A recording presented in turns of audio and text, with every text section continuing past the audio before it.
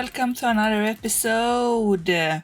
This time we're still inside of the base, but we are not going to work on anything on this floor level. We are actually going to go up here.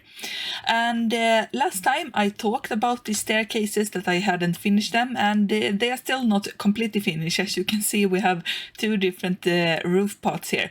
But for the most part, they are rather good to go with all of the decorations around it. So doors and everything and like that. So yeah, same thing on the other side, of course, and we have this sort of going to the ceiling to get it a little bit more of height. But yeah, not our project for today. Instead, we're going to focus on one of the rooms up here because I've decided to go for a different room design. We're going to have some sort of places down here in the future. So I think I'm going to have the portal here. We're going to have a library here with the enchantment setup. And of course, you have already seen this side of the room as well, or part of the corridor or something. We're going to have a smelter up here, and it's going to be a big smelter. As you can see, we have 30 furnaces in total here, and it's going to go very well, I think. I have worked a lot in my creative world trying to get the redstone to work, to get it so automated I can, but with all sorts of different stuff. So I think I've come up with a design now that I really like, with at least the automation stuff of it. The design around this I don't know yet, because I've used a lot of deep slate and it's a little bit iffy, but yeah, I did what I could with all of the components, and we're going to be both above and below the floor here, not above the roof of course, but we're going to be above rather high some water elevators, and we're going to go down below with some more water elevators I think, and so forth. So we're going to work a little bit, and the redstone is going to be wonky, but it's going to work, so I think that's okay to start with. So as you can see, we have the starting point, at least with the furnaces and everything, yeah, like usual when you do a smelter. And I'm going to put the hoppers both backside here and above, so we can fill them with items and also autofill everything with fuel. So we have everything of that going. And I have all of the shulker boxes here. We're going to have some minecarts, of course. We're going to do a little bit, like I said, the deep slate. We're going to use some colored wool so I know where I want to put it, and then we have a lot of redstone components. I don't think that this is even enough of the redstone components. I just took a little bit of what I thought I was needing, and hopefully we have the right amounts for everything that's going to be built. I'm going to start off by trying to build a lot of the redstone parts, and maybe even trying to finish the smelter. Actually, I don't know yet. We'll see how much time it takes, and maybe I do a little bit of a recap, or we do some sort of intervention in between when I built a little bit of it.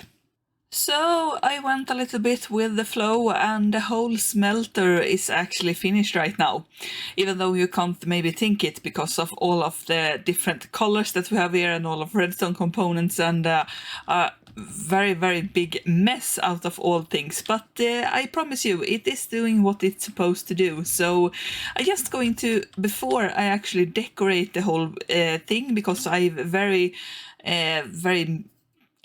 knowingly not started on the decoration, because I thought that could be the second part of the episode. So and also it's much easier to explain stuff while I'm here, with not trying to actually go around walls and the decorational stuff. Instead we can just go back here and show you guys what all of the different components are, because I really want to explain all of the different stuff that we have here going on, so you get a little bit of more knowledge about how the smelter works. So yeah, to begin with, I think I'm going to go into free cam so we can much easier move around. So to begin with, like I said before, I have 30 furnaces. We have output, of course, very easy with hoppers into chest, nothing complicated about that. And then we have input here with minecart hopper on top, and also minecart hopper with the fuel system. And I think I'm going to start with the fuel actually. So what we got here is that I have yeah, this yellow line going from this chest over here, and I can't open it, of course. I tried to open it, but I'm not in regular mode right now. So I put coal inside of here, or anything else I want to use for furnace or for fuel inside of the furnace, and I'm going to access everything from this spot here. So all of the stuff is going to be around from here. And around here we have a water elevator going around down into this chest here. And how it works very easily is that once the minecart is filled, then it's going to start filling up the chest, and the chest is going to send a signal that's going to go around here.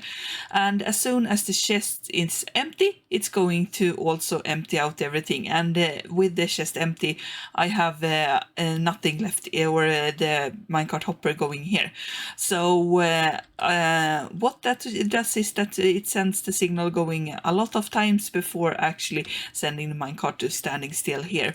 And only because I think that if I'm sure that minecart in sort of constant motion is not good for your world. It's a little bit of a lag thingy, but also that it's not very good when, for example, I pause the world or go out and go, just leave the world and don't play Minecraft for a little while and then come back. If the minecart is in motion, then because it's always in motion, if I have done a system like that, then it can actually trigger to stop and not work. So I really want it to be going back and forth, and that's why we have all of these things to actually stop the minecart as well when it's going. Together with the fuel system, we have this comparator line back here, and right now we have fuel in each and every one of the hoppers, so that's why it's on, so to speak. We have comparators to send out a signal, pushes out the what's it called, the redstone torch. And right now I need to tweak this a little bit, and the only reason for that is because right now if when the first 15 here, if all those 15 don't or shuts off, then that's going to go up here and send signals back and forth to actually unlit this or lit this lamp. So when torches turn on, it's going to send a signal. Right now, since redstone signals only go for 15 blocks before snuffing out, and you need to, for example, have a repeater or anything else that can switch the power on again.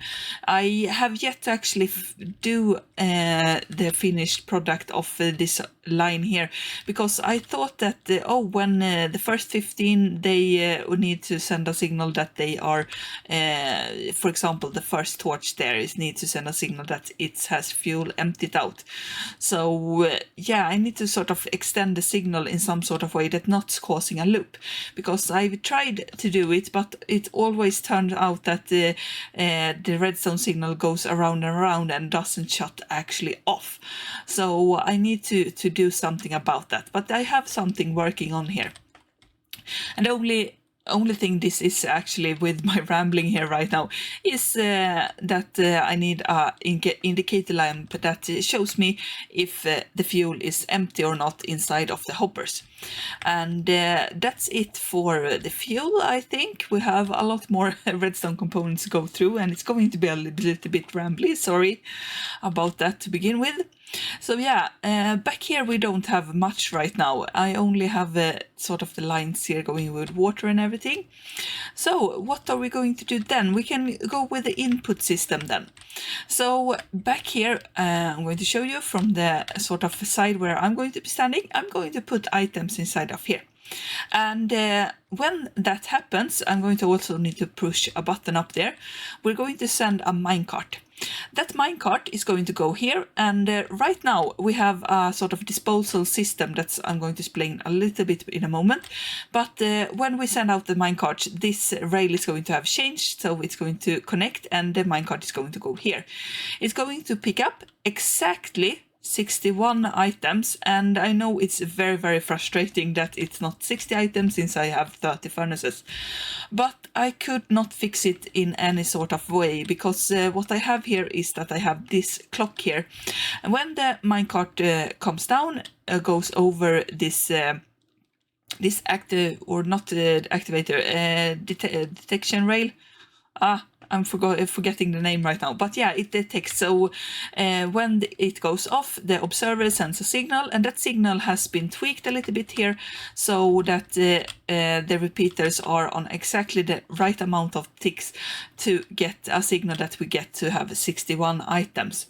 And the reason I went for 61 and not, for example, 58 or 59 or something, because I could get that number as well, is because when the minecart is going to go out, it's going to fill up the first 30 furnaces, and then it goes back, and then it's going to fill up once more. And if it has more items that's needed, so for example 61, we have one more item that is needed, then it's going to be much easier for me to send it back and forth, and not having, for example, 1 or 2 or 3 furnaces that never gets the second item. So we're sort of distributing everything in the completely right amounts, depending on how much I put in, of course. But yeah, I wanted to do it that way instead of having a furnace that's maybe emptying out early, since then it's going to not be used at full capacity. So what happens then is that this system is going to go. So as when we have items inside of here, then the system is sending signals and going, so the furnace or the hopper minecart is going back and forth, back and forth, and back and forth. When this chest empties out, it sends this signal here that's also timed, so it mustn't interfere with anything else, and that signal goes back to here, and it turns off the redstone torch. When that redstone torch turns off, it's going to change the or turn on, I mean. Yeah, I forgot about it. It turns on.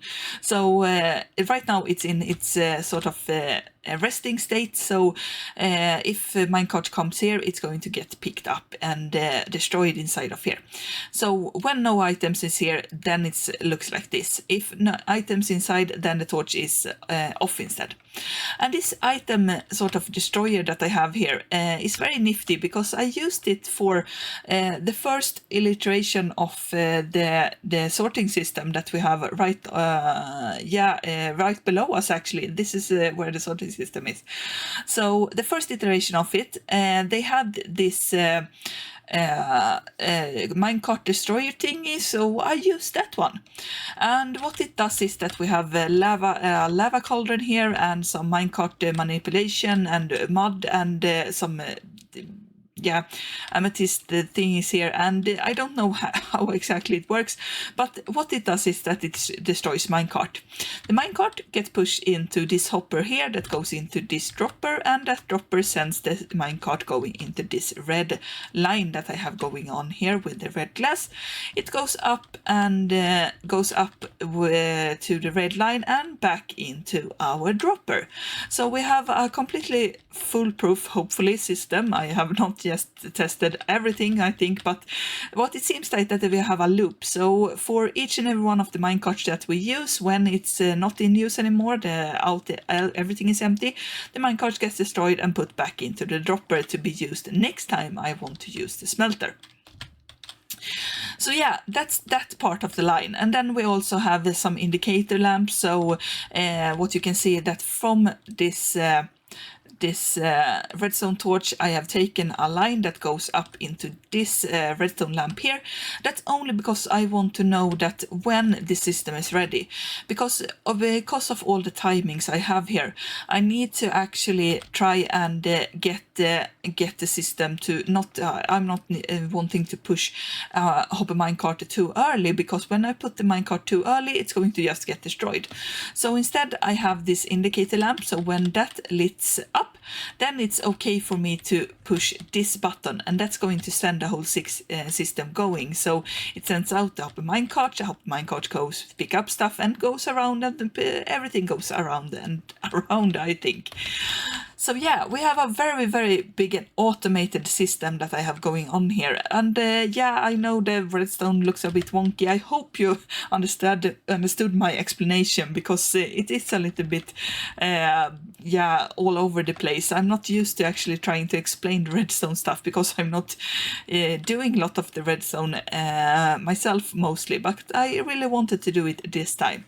So yeah, we have all of these different signals that's all sort of going together to make a whole sorting, or not sorting, a smelting system going on here.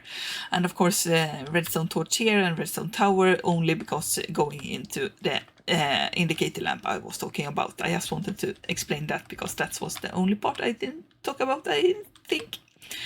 So yeah, we have everything here, and I should have, of course, taken something with me that I could have smelted, so I could show you guys how it works. But I think if I hurry up here a little bit, I can just go back down, get some stone and show you guys, because I really want to show the system in working. So can we get, yeah, there we take 1 stack of something. I take stone because I'm going to need that in future projects, so why not kill 2 birds with 1 stone and just use the materials that I'm going to need.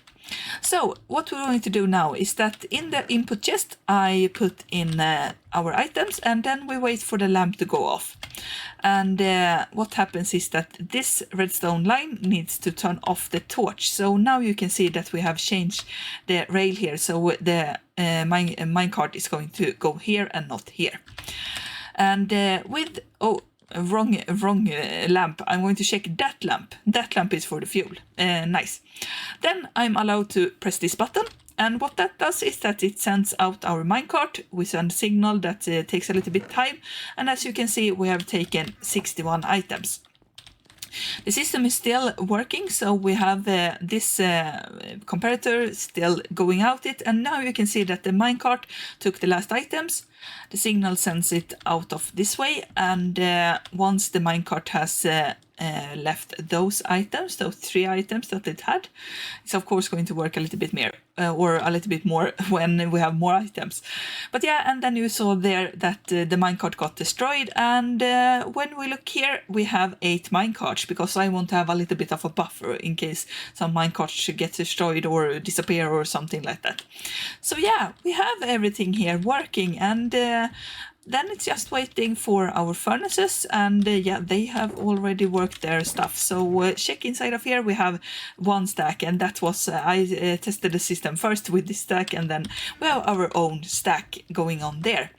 So yeah, like you can probably tell, I'm really excited for this furnace that I have built here, but I think that it checks off all of the things that I have wanted in a smelter, a super smelter, if you want it to be used, because it is mostly completely automatic. I only need to start it to actually get it to go, and then it's just for me to wait for all of the furnaces to work their thing, and then when the system is finished, it just resets itself.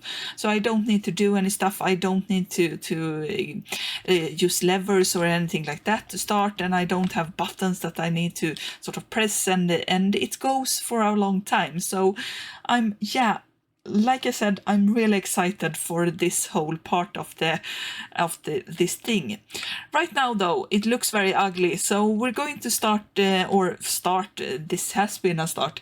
We're going to actually finish off the episode by building all of this around it, and I think I'm also going to throw in the corridor here that I'm going to go for, because finally I've gotten what design I want to have in here, and then we're going to look at the final result of this episode.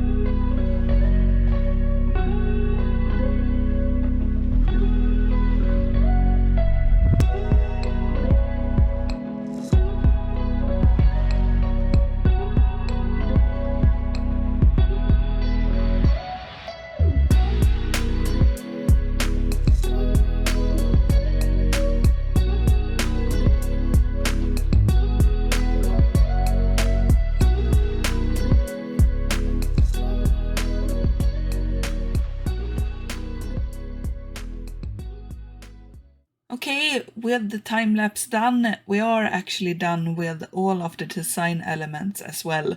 The furnace is okay to go, and why am I standing down here? Well, I wanted to give you sort of a little bit of a immersion or feeling for how it looks like when I come up here. You have already seen a lot of the details in the time-lapse, but I wanted to sort of just walk up here and show you guys how it looks from coming from down below in the corridor and up here following the stairs, and just seeing this whole very straight corridor actually, but it has gotten a lot of details and a lot of things happening, and yeah, I'm really proud of it. Ignore everything on the right side right now because I don't want to show off. We can go a little bit further in and you can see how this looks.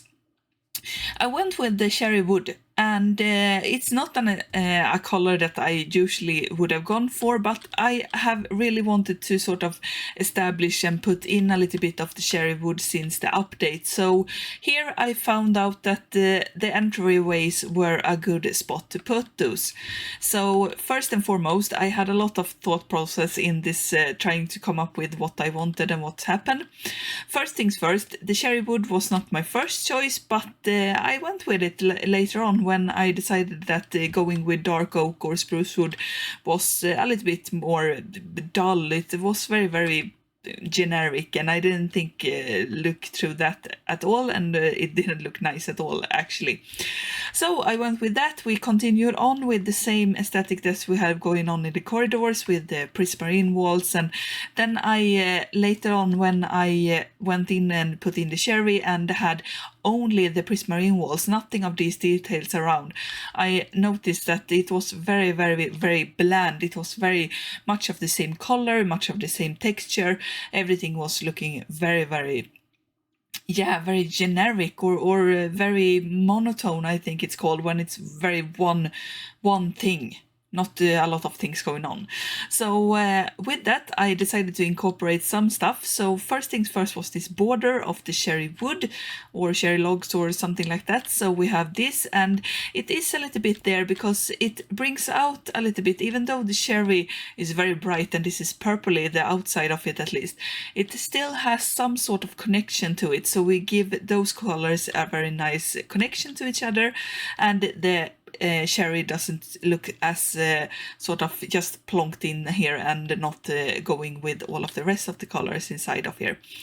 And then the purple, very good with the prismarine, I think. I don't know if it's that it's a purple color and a blue color or something like that, or if it's something with the prismarine, because I think that when the prismarine changes, it's right now in between stages here, so when it goes into its more blue tone right now, when it's going into this, it almost feels like these lines inside of here gets a little bit more purpley. I don't think they are purple, but they are a bit bluish rather than the greenish tone they have when they match much more with the copper.